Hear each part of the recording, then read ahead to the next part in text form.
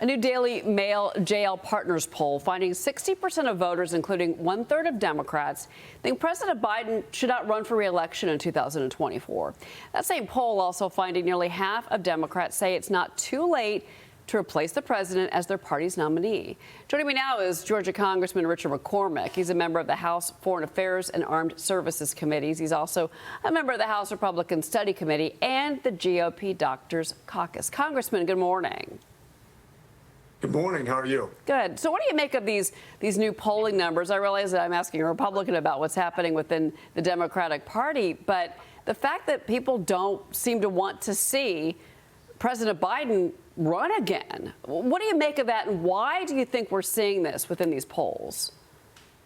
Well, as an ER doc, I'll tell you this right now. It's obvious his cognitive decline. I was talking to a constituent who happens to have a daughter who's a very liberal minority and was very concerned about having Biden as her president because you can see the cognitive decline. You can see how he's having problems walking and talking and reasoning, or even he's selling his product.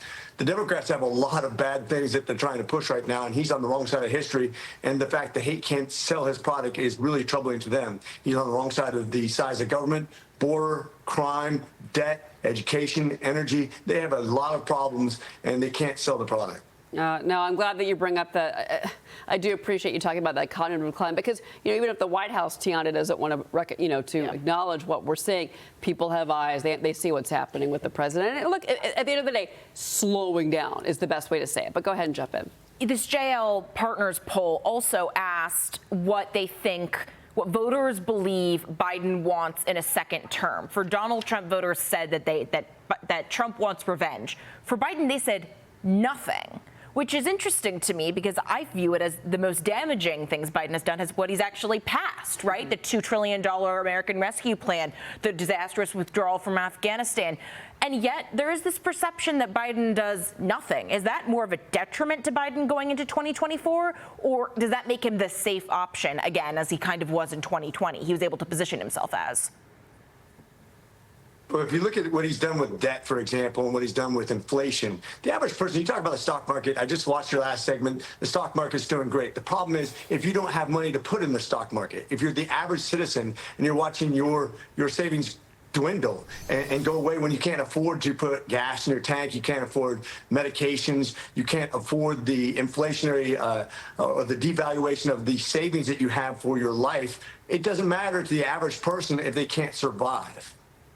Well, and I think that's a really good point about you're right, because, still historically, only about half of the U.S. population participates in the stock market, which I'm a capitalist. I believe that everybody should try and get in, but I understand your point. I want to move on to something overseas with you. There's been now 106 attacks against U.S. forces in Iraq and Syria since the 17th of October.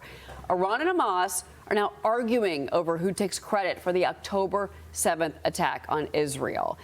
And then you've got South Carolina Senator Lindsey Graham. He's calling out the Biden administration for failing U.S. troops in the field. Congressman, your reaction to this? So I'm a military veteran. I spent 16 years in the military with the Marine Corps and 4 with the Navy. I spent a lot of time in the Middle East. One thing I know about this area of the world is they understand strength. You didn't see these problems when Trump was president. You didn't see these problems when Reagan was president. If you want to have less violence, carry the big stick. And if they come after you with a knife, you come after them with a gun. If they send a missile, you destroy where that missile came from. You destroy their capabilities to produce missiles and drones and whatever's coming after you. You don't wait until some American gets hurt before you come after them. As soon as they start attacking you, you come after them full force. They understand strength. Mm-hmm. Well, that's what the Israelis say when dealing with Hamas, and we've heard that over and over from Benjamin Netanyahu as well. Look, I want to ask you about the security crisis here at home. So President Biden ignored a reporter question about the southern border while he was jetting off to St. Croix for the rest of this holiday week. So the president's vacation is happening while U.S. and Mexico officials did hold these talks yesterday to discuss how to slow the record pace of illegal crossings at the southern border. Mexican President Obrador telling Antony Blinken and Alejandro Mayorkas that migration will intensify And we've got this another one, a massive migrant caravan of thousands that's heading up towards the border right now. Congress remains, and this is you, no closer to a deal on immigration reform. So what can be done? The crisis at the border, well documented, well reported on, and both sides seem to agree there's an issue here. But how do we fix this? How does Congress step in when you come back from recess? Is it approving the border security part of the $106 billion that the Biden administration has requested? Do we propose new laws for the border? What would you do? So everything they propose is really sleight of hand.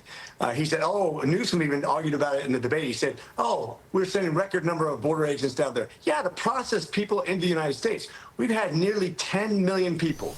10 million people coming to the United States since President Biden was president. That's enough for about, I think, 13 or 14 entire congressional districts. Put that in your mind and think about how that affects the future of America when we have a 2-vote majority. We're talking about the future of voting, when you're talking about people who are being registered in different states and the weight of welfare and education and medicine and everything else we have to pay for with these folks when they come in here, and crime and the terrorists that we know are coming here, which we can't have accountability with. Almost 2 million getaways. We don't even know who they are. We know bad guys are trying to get in here. He is absolutely on the wrong side of history. This should scare people. It is one of your main concerns as a president to watch over the sovereignty of your nation. He's allowing an invasion. He knows what he's doing. He's trying to constitutionally change the United States. It is wrong. He needs to be gone. All right, Congressman Richard McCormick, we appreciate your voice on all of this. It's good to see you.